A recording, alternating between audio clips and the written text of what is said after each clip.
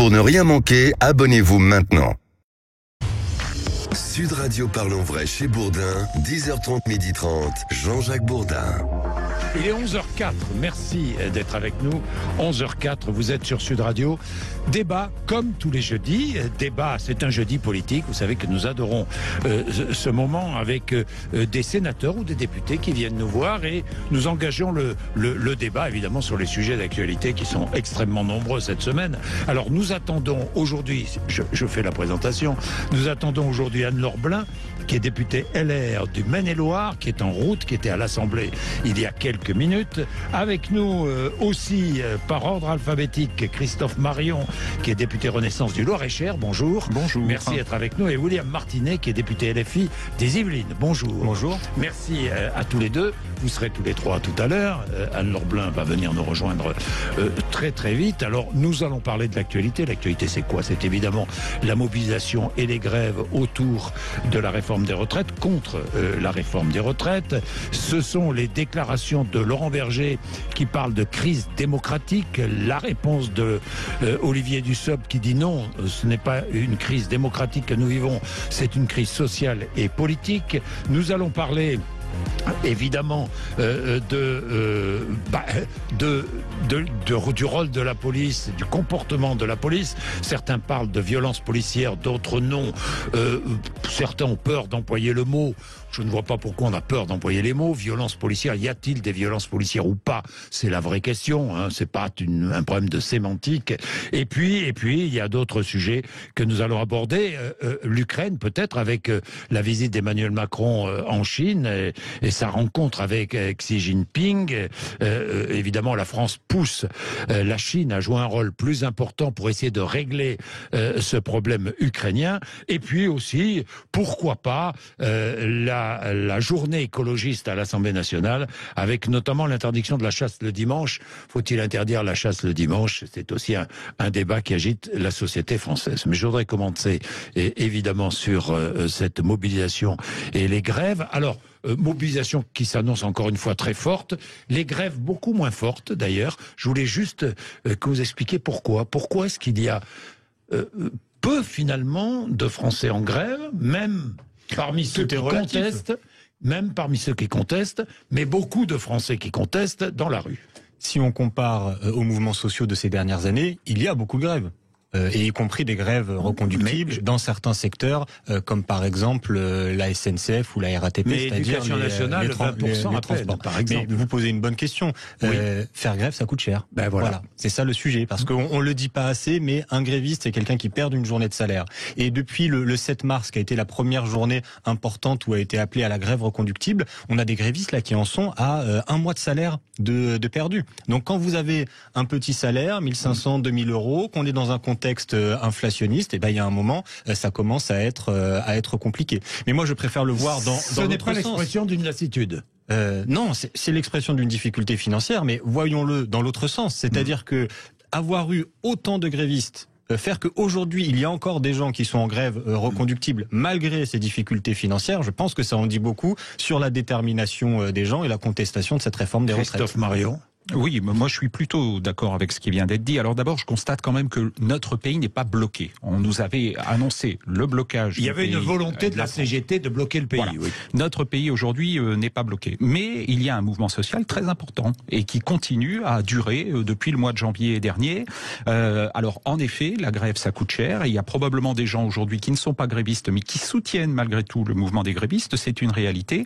Je ne sais pas si on peut parler de lassitude ou non, mais en tout état de cause, moi je m'inquiéterais de cette lassitude, parce que à un moment ou à un autre on le paiera. Si on avait des gens qui baissaient les bras en disant je ne vais plus dans la rue, je ne vais plus manifester, de toute façon ils le feront payer au gouvernement sortant à l'occasion des prochaines élections, et ça c'est dangereux. Je crois qu'il ne faut pas que notre pays soit un pays de résignés, ou des gens lassés. Et d'ailleurs, puisque vous parlez finalement d'une crise politique, parce que nous vivons aussi une crise politique, j'évoquerai évidemment le sondage Sud Radio, Le Figaro Magazine, publié hier, rendu public hier, et qui montre que Marine Le Pen est aujourd'hui devant tous les autres candidats, quelle que soit la configuration d'une élection présidentielle. Anne-Laure Blin, merci d'être avec nous. Je vous en prie. Je sais que vous venez de l'Assemblée.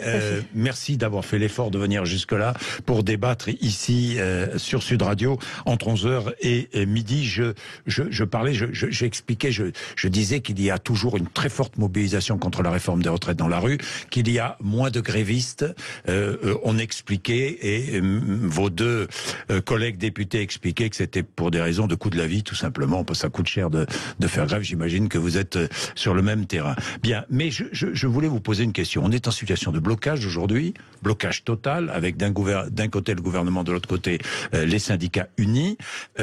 Qui va débloquer peut-être le Conseil constitutionnel? Est-ce que vous pensez que le Conseil constitutionnel va débloquer la situation de Anne-Laure Blin? Ce qui est certain, c'est que les manifestations, effectivement, sont maintenues jusqu'au 14 et les manifestants attendent cette date, j'imagine, pour prendre une ou l'autre décision ou alors changer leur mode d'action. Mais moi, ce que je vois surtout, c'est que il faut que le gouvernement ait un discours de vérité à l'égard des Français. Et vous l'avez dit, je sors de l'hémicycle, on voit bien ce discours d'entre-deux, en même temps, où en fait les Français ne savent plus ce qui se passe, ne savent plus là où ils veulent aller. Donc il faut vraiment qu'il renoue le dialogue avec les organisations syndicales, mais qu'il ait aussi un discours de vérité sur la situation du pays. C'est-à-dire que quand on reprend quand même les choses, on parle de notre système de retraite, donc un système social pour permettre à nos aînés d'avoir une vie décente lorsqu'ils ne sont plus en activité. Donc la question c'est, est-ce que l'on veut garder ce système qui maintient le lien intergénérationnel, ou est-ce qu'on veut le mettre complètement à bas et mais vous dites renouer le dialogue. Le dialogue est impossible aujourd'hui. Effectivement, oui, mais quand quelle serait votre solution?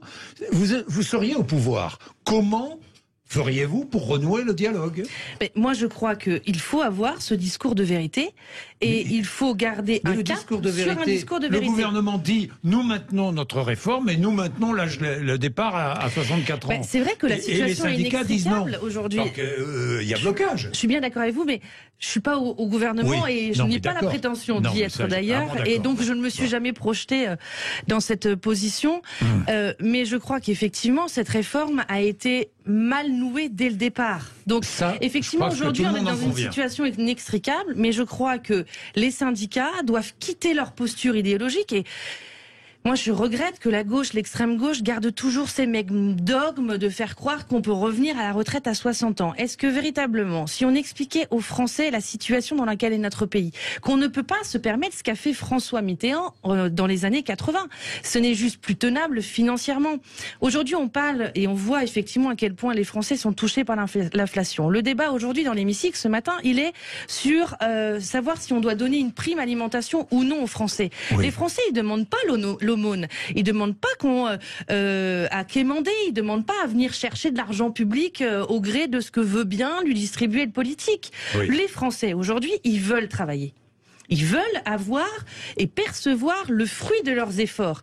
Ils veulent pouvoir se lever le matin et se dire le soir, voilà, j'ai rempli la marmite, je vais pouvoir élever mes enfants et je peux avoir une vie convenable. C'est ça aujourd'hui ce qu'on nous dit sur le terrain. Donc les syndicats sont complètement déconnectés de cette réalité profonde des Français. Peut-être que le fond de la contestation, c'est évidemment la hausse du coût de la vie. Mais bien sûr, et les difficultés pour boucler les fins de mois. Et c'est vrai que c'est même pas une question de classe sociale. C'est tous les Français qui sont touchés et qui voient se réduire à portion congrue la force de leur travail. Et c'est ça qu'il faut que l'on arrive à restaurer, c'est l'équité et permettre aux Français de vivre de leur travail. Alors, Laurent Berger dit « Nous vivons une crise démocratique ». Olivier Dussopt lui répond « Non, c'est une crise sociale et politique ».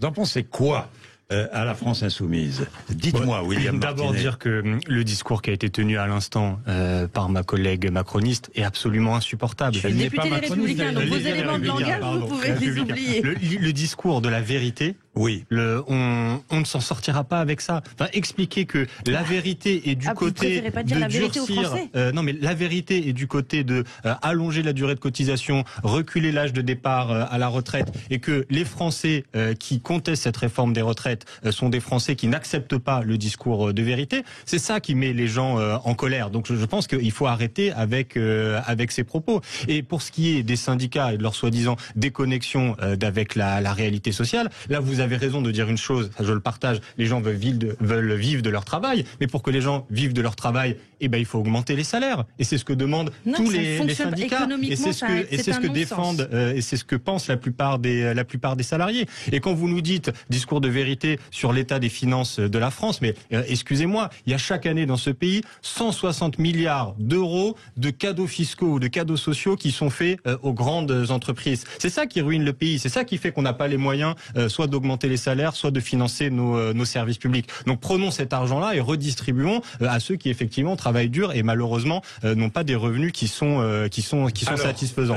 Réponse à ce que vient de dire William Martinet, Christophe Marion, et ensuite crise démocratique ou alors crise sociale et politique. Ce que je constate, c'est qu'on a baissé l'impôt sur les sociétés, on a baissé les charges sociales sur les entreprises et on a redonné de la compétitivité à nos entreprises. Et en fait, la France aujourd'hui redevient un pays à la fois où les investissements étrangers viennent, alors que c'était plus le cas, et puis où les entreprises finalement créent de l'emploi et on a un taux de chômage extrêmement bas. Donc je veux bien qu'on se remette à taxer à nouveau les entreprises. En fait, ça veut dire simplement qu'on augmentera le chômage. C'est tout. C'est assez simple finalement. Maintenant sur le sujet crise démocratique, on peut pas dire que c'est simple. Moi je ne vous coupe pas. J'écoute votre litanie de discours. Souffrez de m'entendre. Sur la crise démocratique, il y a une crise politique, on est d'accord. Il y a une crise sociale, on est d'accord également. Il n'y a pas de crise démocratique. Nos institutions, elles fonctionnent. Alors certes, on peut être d'accord ou non sur le 49.3, j'étais contre l'emploi du 49.3, donc je le dis très facilement et je me suis exprimé publiquement sur ce sujet. Je n'étais pas le seul. On peut contester l'utilisation du biais du projet de loi de financement de la sécurité sociale. On peut contester l'ensemble, et y compris le Conseil constitutionnel, parce que dès qu'il prendra une décision, je pense qu'elle sera immédiatement contestée par celles et ceux qui ne seront pas d'accord avec. Mais au fond, ça fonctionne. Nos institutions aujourd'hui fonctionnent. Je sais qu'on a dans l'hémicycle des gens qui prônent le droit à l'insurrection, reprenant une très vieille constitution qui n'a jamais d'ailleurs été appliquée en France, mais au fond on peut essayer de renverser la table. Je crois qu'aujourd'hui on a des institutions solides et c'est pas en les critiquant qu'on arrivera à sortir notre pays de la crise. Bien, institutions solides. Alors William Martinet, question, le Conseil constitutionnel rendra sa décision le 14, c'est-à-dire vendredi prochain, pas ce vendredi, pas demain, mais le vendredi suivant. Est-ce que vous contesterez la décision ou pas? Alors d'abord dire que le Conseil constitutionnel, s'il juge uniquement en droit, a déjà 1000 raisons de censurer ce projet de réforme des retraites. Non, mais il faut le dire. Oui. Il faut le dire. Oui. Que ce soit l'article 47.1, c'est-à-dire de limiter le temps de débat sur cette réforme des retraites en prenant le prétexte d'un projet de loi de finances rectificatif qui normalement est utilisé pour corriger des situations d'urgence dans l'année et absolument pas pour faire des réformes structurelles comme la réforme des retraites. Donc simplement cet argument, en droit, ça suffirait à justifier la censure du texte. Ensuite, il y aura une question politique, sans doute, que vont se poser les membres du Conseil constitutionnel, même si évidemment ils l'assumeront pas. C'est de dire, est-ce que la censure du texte, c'est aussi politiquement un moyen de sortir le pays de l'impasse? C'est-à-dire avec un président de la République qui est seul, qui est entêté, qui impose un projet de loi à un peuple français qui ne le veut pas. Est-ce que la censure, c'est pas un moyen finalement à ce que tout le monde, personne ne perde la face et que le pays sorte de la crise? En tout cas, quelle que soit la décision, et même si le Conseil constitutionnel valide ce texte, heureusement que dans notre pays, dans un état de droit, le Conseil constitutionnel valide un texte, ça n'empêche pas de conserver son opinion, c'est-à-dire d'être en désaccord avec ce texte, et ça n'empêche pas non plus le droit de manifester et de continuer à se mobiliser. Donc moi je vous le dis, c'était ça votre question. Nous allons continuer à nous mobiliser contre ce texte, et on se rappelle l'histoire sociale de ce pays. Il y a déjà eu des projets de loi validés par le Conseil constitutionnel, promulgués, qui ont été finalement retirés sous la pression sociale. C'était par exemple le cas de Jacques Chirac en 2006, avec le contrat première embauche, et peut-être que le président de la République devrait s'inspirer de la sagesse de Jacques Chirac à l'époque. C'est pas ce que vous disiez à l'époque. L'éloge de Jacques Chirac, dites-moi. On était très contents. J'étais dans les manifestations contre le contrat première embauche et j'étais très content que Jacques Chirac le retrait du CPE. Je vais revenir sur... Bien sûr que si, justement. Non, mais ne portez pas le message de la voix de Jacques Chirac à cette époque. C'est simplement ce que je veux dire. On était très heureux que Jacques Chirac, à l'époque, même si si idéologiquement, politiquement, il était convaincu de ce projet de loi, et c'était bien évidemment son droit, à l'époque, Jacques Chirac a pris conscience que dans le pays, la contestation sociale était si forte qu'il n'était pas raisonnable d'imposer au pays un tel projet de loi. Je vais revenir sur cette crise démocratique dont parle Laurent Berger. Y a-t-il, oui ou non, crise démocratique juste après la pub? Il est 11h19, à tout de suite. Jean-Jacques Bourdin. 11h22. Alors, crise démocratique ou pas? Moi, je voudrais, vous allez réagir, je voudrais reprendre le tweet de Bastien Lachaud. Ce matin, ou hier, je ne sais plus. La démocratie recule en France. Yael Braun-Pivet sanctionne les députés. Darmanin veut couper les subventions de la LDH, la Ligue des droits de l'homme. Macron veut encaserner des enfants. Ça, j'ai pas très bien compris. Je crois que c'est le SNU. Enfin, c'est pas tellement la volonté, mais enfin bon, peu importe. Leur modèle, c'est Vichy. Attendez, leur modèle, c'est Vichy. La République, c'est nous. Alors, est-ce que vous êtes d'accord? Est-ce que pour Emmanuel Macron, le modèle qu'il suit, c'est celui de Vichy? Je ne sais pas si le modèle qui suit, c'est celui de Vichy. Mais c'est ce que dit Bastien Lachaud. Moi, je pense qu'il y a une dérive autoritaire.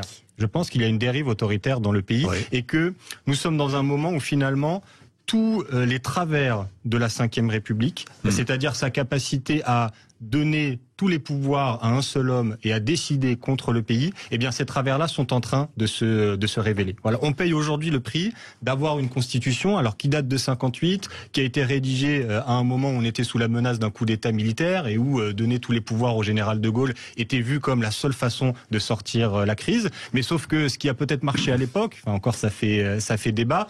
Aujourd'hui, c'est plus du tout adapté. Aujourd'hui, ça se transforme en constitution qui permet par différents articles de museler le débat à l'Assemblée nationale et au Sénat, et qui permet à un homme seul d'imposer son projet de réforme des retraites, quoi qu'il en coûte, contre le peuple français, contre l'ensemble des organisations syndicales et même en partie contre sa majorité, parce qu'au sein de la majorité macroniste, ça commence à remuer. Il y a des députés qui se disent « je suis d'accord sur le fond, mais quand même cette réforme, elle nous coûte très cher » et l'entêtement d'Emmanuel Macron, qui lui n'aura pas besoin de se faire réélire aux prochaines élections parce que c'est son dernier mandat. Médiation. Voilà. Donc on a un problème d'institution. Et donc pour sortir de cette crise, il va nous falloir effectivement une 6e République qui, à un moment, donne plus de respiration démocratique et donne plus de capacité aux électeurs, aux citoyens de voter, de décider. Par exemple, on pourrait faire des référendums. On pourrait être dans des institutions. On va voir le référendum. Oui, mais sauf qu'il faut que ce soit Emmanuel Macron, il faut que ce soit le monarque républicain qui accepte, qui nous donne le droit de faire un référendum ou pas. Moi, je pense dans ce genre de moment, l'initiative devrait être celle des citoyens. En fait, mais je vous repose la question parce que j'aime bien poser la question. Est-ce que le modèle d'Emmanuel Macron, c'est Vichy?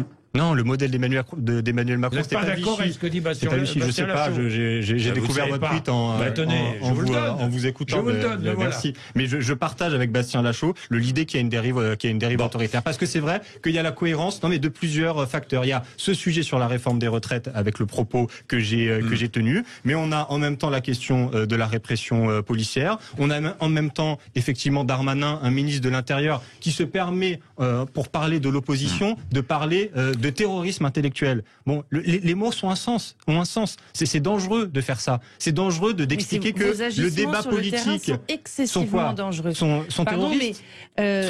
Non, mais vous avez le droit. Et ça fait partie du débat politique de dire quels sont les désaccords. Oui, non, mais là, Darmanin a utilisé le mot terroriste pour qualifier l'opposition politique. Et ça, c'est extrêmement dangereux. Parce qu'à partir du moment où on dit que les adversaires politiques sont en fait des terroristes, on ouvre la porte à toutes les radicalités. C'est des propos qui sont dangereux. Donc j'aimerais que, y compris du côté des macronistes, on descende un petit peu en pression et qu'on accepte le désaccord politique. Et voilà, si vous pouvez envoyer ce message à votre ministre de l'Intérieur de baisser d'un ton. Quand on est une femme, faut se battre. Ce tweet est quand même intéressant. Monsieur Lachaud compare le président de la République et la Ve République telle qu'elle est exercée aujourd'hui au régime de Vichy, c'est-à-dire à un régime qui a collaboré avec les Allemands pour envoyer des Juifs dans les chambres à gaz. La réalité, elle est là.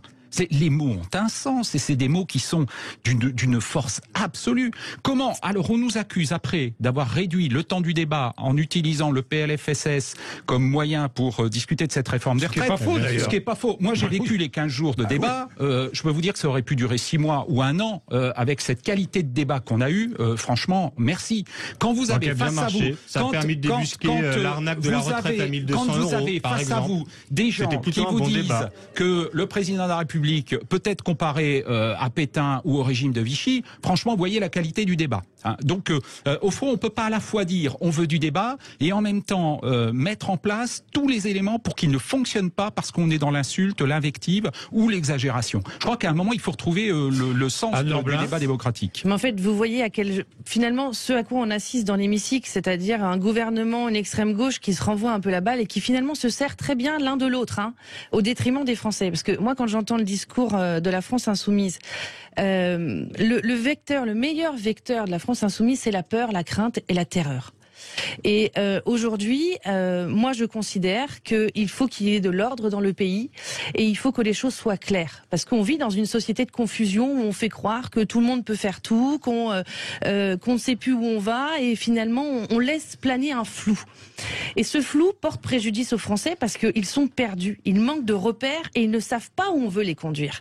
Et c'est la grande faillite d'Emmanuel Macron, de son gouvernement, de ses parlementaires, c'est d'avoir fait croire aux Français qu'on pouvait tout faire avec la gauche, avec la droite. Je distribue un peu à gauche, je distribue un peu à l'extrême gauche, un petit peu à droite, un petit peu à l'extrême droite. Et puis tout ça va très bien se faire parce qu'il faut s'enrichir les uns les autres. Oui, bien sûr qu'il faut s'enrichir les uns les autres.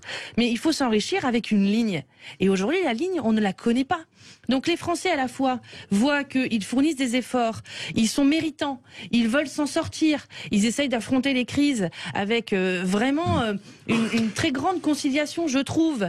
Et je trouve vraiment une abnégation, sincèrement, qui force admiration, parce que quand même, on paie le poids des lourdes conséquences politiques qui ont été celles de la gauche et de l'extrême gauche pendant des années. Et quand je dis ça, je pense notamment à l'énergie. Et en même temps, aujourd'hui, on leur dit, continuez à faire ce que vous faites, mais on ne sait pas où on va vous emmener. Et la responsabilité, elle est là. Et c'est ce que moi je dis. Moi, mon discours, il est de dire, il faut que vous fournissiez des efforts, parce que c'est qu'avec le travail que vous vous en sortirez. Donc surtout, ne lâchez rien.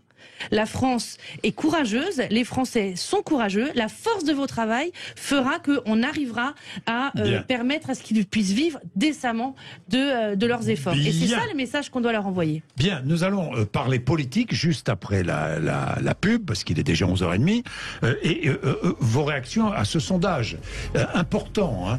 Or, je sais bien que nous sommes à 4 ans d'une élection présidentielle. Hein. Je me méfie terriblement des sondages. Pourquoi ?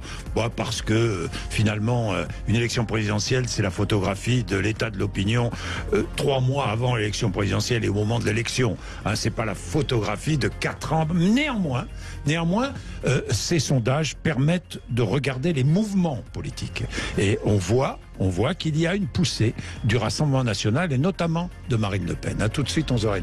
Jean-Jacques Bourdin. Bien, 11h33. Je voudrais votre réaction parce que ce sondage, qui est un sondage important sur le terrain purement politique, sondage qui a été publié hier, c'est un sondage fiducial Sud Radio avec le Figaro Magazine, un sondage IFOP qui dit quoi ? Imaginons dimanche élection présidentielle. Je vais vous donner le résultat. Alors, le candidat de la majorité, c'est Édouard Philippe. Mais évidemment, c'est quand même le candidat le plus probable, quand même, non, Norblin ? Moi, j'y crois pas. Vous n'y croyez pas, vous ? Moi, je pense qu'en fait, Emmanuel Macron essaie de faire planer le doute, fait monter les ambitions, les uns et les autres se voient à la place, voilà. Mais en fait, je ne crois pas plus à Édouard Philippe qu'à un Bruno Le Maire, qu'à un Gérald Darmanin. Et d'ailleurs, moi, les sondages, sincèrement, je pense que les Français, c'est la même chose, me laissent totalement froide. Je suis assez comme vous, mais ça montre quand même, des tendances. Ça montre des tendances. Alors, ça sonde l'état d'esprit de la France. Imaginons, oui, un état d'esprit. Imaginons, hypothèse Édouard Philippe, candidat majorité présidentielle, nouvelle majorité présidentielle, ça donnerait en tête Marine Le Pen 29%, Édouard Philippe 26%, Jean-Luc Mélenchon 17%. Ensuite, alors je cherche ensuite parce que ça descend très bas, c'est Éric Zemmour 6%. Fabien Roussel 5, et ensuite, alors, je ne vais pas plus loin. le candidat des Républicains, je le cherche, il serait très bas, à moins de 4. Non, parce déjà, qu'on n'est pas du tout... 4,5. Une élection présidentielle, c'est une élection qui se prépare à l'avance. On n'est pas dans l'immédiateté là de l'élection présidentielle. On sort d'une élection. Donc on a 4 ans pour se mettre en ordre de marche, et c'est tout l'objectif des Républicains. Voilà, on n'est pas en train d'essayer d'avoir un acquiescement autour d'une personnalité, ce que les médias aimeraient beaucoup. Voilà, on essaie de travailler sur le fond. D'ailleurs, c'est la ligne d'Éric Ciotti.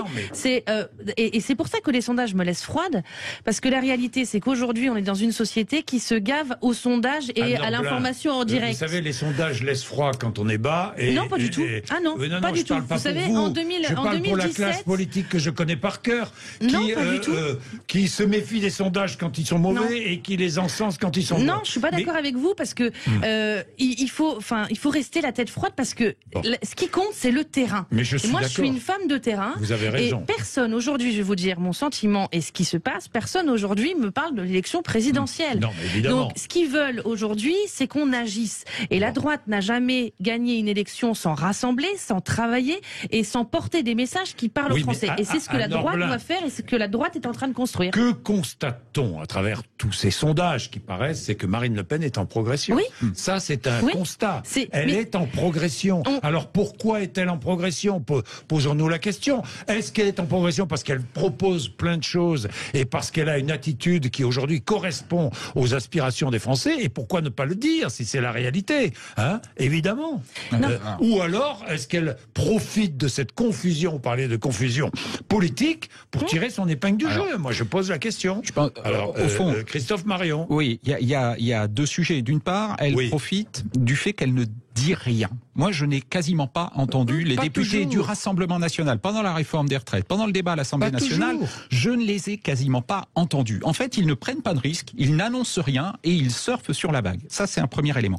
Deuxième élément, elle profite aussi du fait qu'aujourd'hui, on a beaucoup de mal à mettre de la complexité dans les échanges qu'on a avec la population française, avec nos concitoyens. Aujourd'hui, le monde est complexe. Pas du tout. Moi, je discute avec eux très simplement. Quand je parle réforme des retraites, quand je parle partage de la valeur, eh bien, ça n'est pas des slogans. Et on ne peut pas discuter avec les Français à l'aide de 3 slogans faciles. Or, Marine Le Pen, c'est ce qu'elle fait. Et, eh bien, au fond, ça fonctionne. Eh bien, je crois que nous, notre responsabilité, parti de gouvernement, c'est d'expliquer les choses, d'y mettre du temps, de faire de la pédagogie. Je suis désolé. Mais non, Marine Le Pen a un discours clair. Il est anti-européen. Mais anti-européen. C'est la faute de Maastricht. Le discours est clair. J'étais élu local, j'étais maire il y a encore un an. Moi, je suis tout le temps sur le terrain. Tous les week-ends, je suis sur le terrain. Je rencontre les Français. C'est pas parce que vous aviez un mandat local que pour autant vous êtes sur le terrain. Quand vous dites que c'est difficile de nouer le dialogue avec les Français, je vous assure que c'est pas difficile du tout. C'est difficile de leur expliquer. Non, ils comprennent très bien. C'est simplement que le politique, et c'est ce qui est justement cette grande faillite du macronisme, si on peut dire les choses ainsi, c'est que Emmanuel Macron se place au-dessus de tout, croit tout savoir, avec un parti de technocrates, de cadres, de grands penseurs, de sociétés qui vont faire des analyses en dehors du Parlement, va développer des petites commissions ici ou là, et il va croire que les experts, que tout ça va lui donner le savoir, parce que lui est le sachant, et les Français ne savent rien. La situation est très simple sur le terrain. Allez écouter les Français, et moi, quand je prends la parole dans l'hémicycle, je porte ce que l'on me dit. Et quand on me dit que ça va bien, je vote, et notamment la réforme des retraites. Il fallait sauver notre système par répartition, ce que ne veut pas l'extrême gauche. Mais ça, c'est son choix. Mais il y a des choses aussi où on ne peut pas laisser aller. Et il faut dire les choses. Et donc les Français, vos concitoyens comprennent la réforme des retraites dans votre circonscription. Vous allez leur expliquer, ils le comprennent très bien. Quand je leur explique, de la manière où je vous l'ai expliqué, c'est-à-dire qu'il faut travailler si on veut sauver cette solidarité intergénérationnelle, oui, les Français m'entendent. Alors William Martinet, pourquoi Marine Le Pen progresse régulièrement dans les sondages en ce moment? Je vous pose la question. Chaque sondage est l'occasion d'une opération de promotion de Marine Le Pen, expliquant que elle a tout compris, elle a les bonnes propositions, elle est en phase avec les Français. Vous pouvez pas contester. Je vais vous donner des chiffres que vous ne pourrez pas contester. Comme les Français n'ont pas une mémoire de poisson rouge, ils ont l'expérience des sondages et du résultat des élections présidentielles, que ce soit 2012, 2017 ou 2022. Dans ces sondages, systématiquement, et systématiquement, ce sont des faits que je dis, Mélenchon est sous-coté, Marine Le Pen est surcotée. Je vous donne des chiffres, on parle de chiffres. 3 jours avant le premier tour de 2022, le même institut de sondage annonçait Jean-Luc Mélenchon à 17%. Vous savez qu'il a fini à 22%. 1 an avant, Jean-Luc Mélenchon était annoncé à 11%.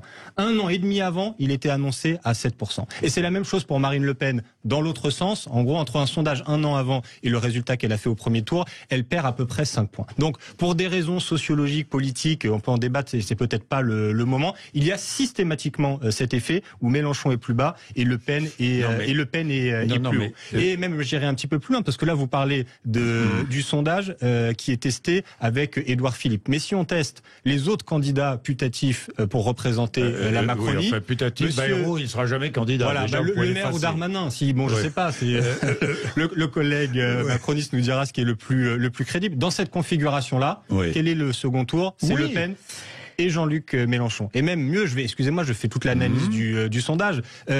Si Jean-Luc Mélenchon rassemble toute la NUPES, il est annoncé dès maintenant à 22%. Et donc si on prend en compte le phénomène dont je parle tout à l'heure de Mélenchon sous-coté, vous n'arrêtez pas de vous déchirer entre vous. Écoutez, la preuve, c'est les électeurs dans le sondage qui disent. Mais vous avez menti. Vous avez menti aux électeurs. Non mais je le traite exactement. Je vous ai pas interrompu tout à l'heure, s'il vous plaît. Je le traite exactement comme vous l'avez dit. Il faut le prendre pour l'objet statistique qu'il est, et ensuite on analyse, on commente, etc. Et donc moi je vous dis, cette tendance-là, on n'a jamais été hors campagne présidentielle aussi. Jean-Luc Mélenchon et la France Insoumise, on n'a jamais été aussi haut. Donc non, ça c'est pas vrai. Ça c'est pas vrai. C'est normal que c'est même courant chez elle. L'hypothèse Bruno Le Maire, vous savez à combien elle est? Plus de 30%, je sais plus. Voilà. L'hypothèse Gérald Darmanin est 35. Banal. Voilà. Banal. Donc banal que Marine Le Pen soit testée aussi haut dans des sondages hors campagne électorale. Donc juste qu'il faut se dire, je dis juste ça, pas pour dire qu'il n'y a pas de menace de l'extrême droite et de Marine Le Pen. Je pense que c'est un sujet très voter pour Marine Le Pen. C'est un sujet très sérieux. Vous y pouvez, c'est le débat politique, on a le droit de dire qu'on n'est pas d'accord. Et pourquoi il ne faut pas voter plus vous parlez, plus vous faites monter l'extrême droite, plus vous faites monter Marine Le Pen. Je ne sais pas sur quoi vous êtes le parti du chaos, vous êtes le parti du désordre. Quel est le seul parti qui, dans les classes populaires, rivalise avec Marine Le Pen? Vous mettez à chercher le pays. Est-ce que c'est LR? Est-ce que c'est Valérie Pécresse qui allait chercher les ouvriers et les employés pour qu'ils votent pas Rassemblement National? Vous n'existez pas dans ces catégories socioprofessionnelles. Que ce soit les Républicains ou les macronistes, vous n'existez pas dans les catégories populaires. Les seuls partis politiques qui sont présents, c'est Le Pen et Mélenchon, c'est le Rassemblement National et la France Insoumise. Donc il y a ce débat-là. Ou le Parti communiste. Après, on a, excusez-moi, avec le respect que j'ai pour mes camarades communistes, leur score aux élections présidentielles fait qu'ils n'étaient pas présents significativement. Donc ça veut dire qu'on a une lourde responsabilité, on a du travail, c'est pas simple à faire, mais je pense, sans faire de politique fiction, dans les années à venir, le macronisme va s'effondrer, parce que je pense qu'on est en train de constater ça, et qu'on va passer d'une tripartition du paysage politique à une bipartition, et on va avoir un affrontement insoumis Rassemblement National. C'est un long dialogue tout seul, monologue. Vous êtes exprimé. Il n'y a pas de problème. Très vite, mais un peu de tout, et ensuite on donnera la réalité, c'est que Marine Le Pen profite de ce discours de désordre et de chaos porté par l'extrême gauche. À un moment donné, on paie aujourd'hui, effectivement, Marine Le Pen en profite. Les choix qui n'ont pas été ceux d'Emmanuel Macron, parce qu'il n'a jamais voulu trancher, et en même temps est parfaitement révélateur, et le laxisme dans ce pays. Pardon, mais Sainte-Soline, c'est à proprement scandaleux. Est-ce que vous avez entendu aujourd'hui un politique issu du gouvernement, Emmanuel Macron, dénoncer avec force et vigueur ce qui s'est passé à Sainte-Soline? Oui, Darmanin. Non mais Darmanin, c'est le ministre de l'Intérieur, et qu'est-ce qui s'est passé derrière? Rien. Donc, à un moment donné, la réalité, c'est qu'aujourd'hui, il y a un vrai laxisme, ce qui s'est passé à Sainte-Soline. Un vrai laxisme, parce qu'on laisse l'extrême gauche. Oui, peut-être. Un vrai laxisme qui laisse l'extrême gauche proliférer, parce que ça sert aussi le gouvernement, et parce que, après moi, le déluge. Vous pensez que le gouvernement, Darmanin, laisse l'extrême gauche Aujourd'hui, il y a un jeu malsain sur le dos des Français, et moi, je le vois de plus en plus, et c'est grave. C'est très, très grave, parce que le fait de faire preuve d'un aussi grand laxisme, populisme met le pays face à une situation inéluctable et qui crée aujourd'hui vraiment du malaise sur le territoire. Et c'est profondément dangereux et vraiment très très grave d'avoir ce discours parce que on ne peut pas on peut pas permettre aux Français malheureusement de vivre cette situation. Je vais donner la parole. Oui. Christophe Marion, vous allez la voir, mais je suis obligé de faire de la pub. Mais ne vous inquiétez pas, c'est vous qui allez prendre la parole tout de suite après la pub. À tout de suite. Jean-Jacques Bourdin. Il est 11h47. J'ai promis à Christophe Marion, vos promesses. Marine Le Pen, qui c'est une tendance encore une fois qui progresse dans les sondages. Qu'en dites-vous?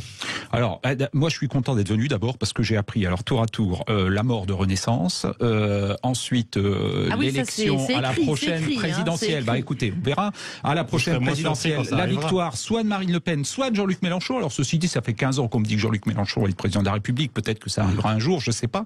Mais ce que je constate, moi, vous me parliez du terrain tout à l'heure, c'est qu'au fond, on est quand même un peu déconnecté de ce que les gens me disent sur le terrain. Parce que j'y suis tous les week-ends, y compris dans les milieux populaires, dont je viens. Alors, c'est ma famille, j'arrive à m'y retrouver de temps en temps malgré tout. Ils me parlent de l'inflation. J'ai vu des boulangers la semaine dernière qui voient leur facture d'électricité exploser. On essaie de trouver des solutions pour ça. Ils me parlent de déserts médicaux. Et sur les déserts médicaux, on travaille dans une logique transpartisane avec LFI, le PS, les LR. Ils vous parlent pas un petit peu des retraites. Ils me parlent aussi de la réforme des retraites et je leur explique la raison pour laquelle j'y étais favorable. Mais au fond, ils me parlent pas de l'élection, de la prochaine élection, ou de la montée de Marine Le Pen. On nous a demandé de commenter un sondage. Moi non plus sur ma circonscription, j'ai parlé avec personne de la prochaine élection présidentielle. Vous parlez pas de la presse, mais vous parlez de Marine Le Pen. Oui, mais pour lutter contre Marine Le Pen, c'est les déserts médicaux qu'il faut résoudre. C'est l'inflation qu'il faut combattre. On ne parle jamais de Marine Le Pen. Ça, c'est pas vrai. Non, les Français nous parlent de ce qu'ils veulent voir dans leur politique. C'est ça qu'ils veulent. Ils vous parlent pas de personnalité politique. Ils vous disent, voilà, vous êtes mon député. Voilà ce que vous devez faire. Voilà moi ce dont j'ai besoin. Pourquoi j'ai besoin d'un député? J'ai besoin que le député me défende. Et pardon, mais votre discours, moi, me fait très très peur parce que ça veut dire qu'on a les mêmes retours du terrain. Non, mais pardon, mais on a vraisemblablement les mêmes retours du terrain quand vous dites que vous parlez à des boulangers, etc. Mais pas la même manière d'agir. Donc c'est ça qui est dangereux, c'est ça qui crée un exemple. On a fait un tour de France sur les déserts médicaux. On a autour d'une même table, on a des députés, un député LFI, PS, Horizon, LR, qui viennent travailler en Renaissance avec moi.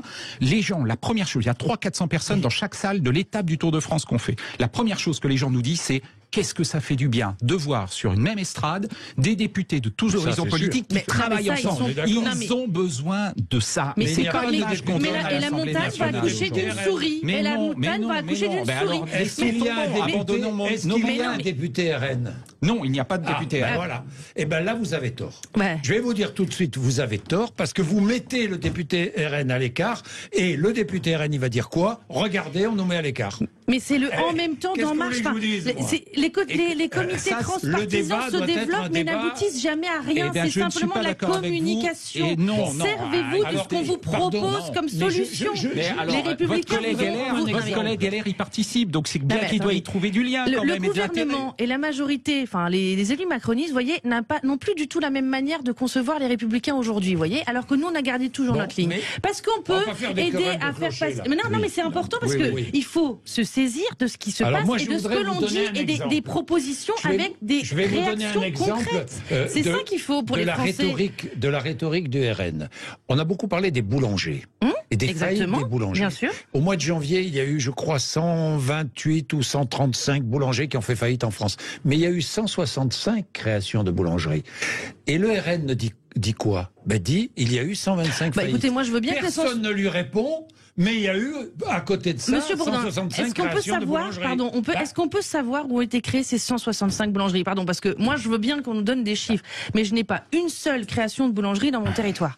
En revanche, j'ai des fermetures. En ville, par exemple, à Paris, il y a eu plus de créations de boulangeries que de fermetures. Par exemple... Donc tout est concentré dans les agglomérations. Donc ça veut dire qu'on laisse tomber les zones rurales. Mais vous savez que c'est l'évolution malheureuse de notre société. Mais non, pas du tout. C'est pas une évolution. Non, mais c'est pas une évolution. Non, mais c'est pas simplement aujourd'hui on fait tout. Une évolution malheureuse. Mais oui, enfin c'est pas exactement le terme que j'aurais employé. C'est surtout un glissement, malheureusement. C'est qu'aujourd'hui, on est en train d'habiller Paul et on déshabille Jacques, vous voyez. Parce que à un moment donné, on a dévitalisé nos centres-bourgs. on n'a plus aucun commerce qui peut se maintenir. Les coûts des loyers sont exorbitants, les coûts de l'énergie sont exorbitants. Moi, vous savez, et ça devrait sensibiliser la gauche et l'extrême gauche, vous savez, quand j'ai des boulangers qui me disent, vous savez, moi, que je suis obligée de faire mon pain dans le noir. Mais vous savez que quand... C'est quand même qu'il y a un vrai problème. Vous savez pourquoi Marine Le Pen prospère dans certaines zones périurbaines ou rurales? C'est quand un écolo lui dit il faut plus utiliser votre véhicule diesel parce que ça pollue l'atmosphère. Qu'est-ce que les Républicains vous ont toujours dit? Que fait l'électeur? Il vote Rassemblement National. On met la charrue avant les bœufs. Et on est bien d'accord, c'est ce que les Républicains vous ont toujours dit. On a toujours, par exemple, les eaux à faible émission, on l'a toujours dit que c'était nocif pour les Français qui viennent notamment des milieux ruraux, pour les classes moyennes, parce qu'aujourd'hui un véhicule électrique coûte très cher, mais on est sur le dogmatisme idéologique des écologistes portés par l'extrême gauche, qui en vérité n'a pas une conscience écologique, a une politique de décroissance. Et en fait, elle veut réduire à néant notre économie française, et au final, finalement, on revient à l'âge de pierre. Français, William Martinet. On parle beaucoup du Rassemblement national depuis tout à l'heure. C'est dommage du coup qu'on n'ait pas un représentant du Rassemblement national. On aurait pu lui ou elle poser des questions. On aurait pu lui demander par exemple pourquoi le Rassemblement national est contre l'augmentation du SMIC. Et que sur ce sujet-là, ils sont main dans la main avec les macronistes et le LR. Ils votent les amendements avec vous dans l'hémicycle. En tout cas, pour refuser l'augmentation du SMIC, c'était Rassemblement national, macronistes et LR. On pourrait leur demander aussi, parce que les gens qui travaillent avec des petits salaires, c'est pas seulement ceux qui sont au SMIC, c'est aussi ceux qui sont autour du salaire médian, qui sont à 1500, 2000. On pourrait leur demander pourquoi est-ce qu'ils refusent l'indexation des salaires sur l'inflation. Voilà, parce que les gens, le panier au supermarché, ça a été plus 15%, et quand on a un salaire moyen, ça n'a pas été plus 15%. Voilà, on pourrait demander aussi au Rassemblement national pourquoi est-ce qu'ils sont pas pour le rétablissement de l'impôt sur la fortune. Voilà, surtout pendant la crise Covid, on a eu une accumulation de richesses absolument déraisonnable entre les mains de quelques-uns. C'est peut-être temps de répartir un peu mieux ces richesses. Et pourquoi est-ce que le Rassemblement national refuse systématiquement de voter ça? Sur la question sociale, sur la question sociale, le Rassemblement national en réalité a le même logiciel politique, économique que les macronistes qui sont au pouvoir. Voilà, ils refusent de donner des droits aux travailleurs, ils refusent de mieux répartir les richesses. Ils ont un logiciel qui est libéral. Mais moi, je viens de vous donner toutes nos propositions. Je ne sais pas si vous avez compris dans ce que je disais. Alors, excusez-moi, c'était peut-être pas très clair, mais du coup, la France insoumise, on est pour l'augmentation du SMIC, l'indexation des salaires sur l'inflation et le retour de l'impôt sur la fortune. C'est un sujet au sein du groupe transpartisan qui a été débattu. Alors évidemment, tout le monde n'était pas sur la même longueur d'onde. Il y a globalement, mais c'est un sujet qui existe depuis cette mandature encore davantage, qu'est-ce qu'on fait avec le Rassemblement national? Est-ce qu'à un moment on considère que c'est un parti, j'allais dire, comme les autres, et donc on l'associe au projet, et c'est en les mouillant dans notre fonctionnement démocratique, qu'on arrivera à les décrédibiliser? Ou est-ce qu'on maintient un cordon sanitaire absolu qui fait que le risque... Je défends pas le Rassemblement national, mais ça veut dire quoi? On finirait par le croire, monsieur Cordon, mais non, évidemment non. Mais c'est un cordon sanitaire, ça veut dire quoi? Concrètement, monsieur Bourdin, concrètement, le cordon sanitaire, c'est nous n'acceptons pas dans le groupe de travail transpartisan sur les déserts médicaux d'élus du Rassemblement national. C'est ça le cordon sanitaire. C'est une erreur. C'est un débat. C'est un débat. Vous faites monter exprès et artificiellement Marine Le Pen par vos agissements. C'est ça qui est grave. C'était une décision du groupe transpartisan. Vous êtes représenté. C'est une décision de la Macronie, c'est les éléments de langage. Je m'oppose à ça. Vous n'êtes pas dans le groupe de travail transpartisan et vous vous permettez de dire ce qu'il en est sorti. Mais c'est faux. Vous avez des adhérents LR qui y sont. C'est grave d'agir comme ça. Marine Le Pen, le président de la République est en Chine. Certains ont critiqué ce voyage du président de la République au moment où on est en pleine crise et mobilisation contre la réforme des retraites. Est-ce que c'est critiquable? Bien sûr, parce que la Chine, pourtant, ça devrait vous parler. Vous devriez être content. Il y a une stratégie depuis quelques semaines, que ce soit du côté de Macron ou d'Elisabeth Borne, d'essayer de tourner la page. Voilà, ils voient bien la difficulté. Le voyage était prévu depuis longtemps. Sauf qu'il n'y a pas que ça. On sait que depuis d'ailleurs le début de la mobilisation contre la réforme des retraites, Emmanuel Macron est quasiment uniquement concentré sur l'international et il a cherché en fait le moins possible à mener le débat sur la réforme des retraites. En ce moment. Donc bien sûr. Mais moi je pense qu'il y a une stratégie qui est assumée de leur part d'essayer de tourner la page, que ce soit sur l'international, sur les sujets sociaux aussi. La tentative qu'ils ont eue avec l'intersyndicale, on les rencontre Elisabeth Borne qui invite l'intersyndicale pour discuter de tout, sauf de la réforme des retraites. Moi, je pense que ça ne va pas marcher, que ce soit les voyages à l'international pour discuter du travail. Oui, voilà, mais sauf de la réforme des retraites. Donc, ce qui est pourtant le sujet sur lequel les gens se mobilisent. La réalité, donc ça, je pense que ça ne marchera pas. Pour critiquer, ça n'a pas de sens et c'est vraiment ce que n'aiment plus les Français. Non, moi, je pense que le président de la République, oui, doit aller parler avec ses homologues étrangers parce que dans nos institutions, la politique étrangère, la diplomatie française est menée par le chef de l'État. Là où moi, ça me pose question, c'est que effectivement, il laisse le pays dans un mal-être et dans un malaise parce qu'il a toujours essayé de tout grouper autour de lui. Et on voit bien qu'il a un gouvernement autour de lui qui n'est pas capable de porter les difficultés que l'on connaît et donc de mener la politique du gouvernement, la politique pour la nation, ce qui est le rôle du Premier ministre. Donc effectivement, la manière de concevoir est quand même un peu compliquée. Vous savez, ça me rappelle moi ce que j'ai sur les réseaux sociaux aujourd'hui. Quand je vais voir une entreprise, j'ai toujours un commentaire. Ah, j'espère que vous avez parlé des 64 ans aux salariés, ils sont pas contents. Quand je vais voir les boulangers, ah, j'espère que vous leur avez parlé de la retraite des 64 ans.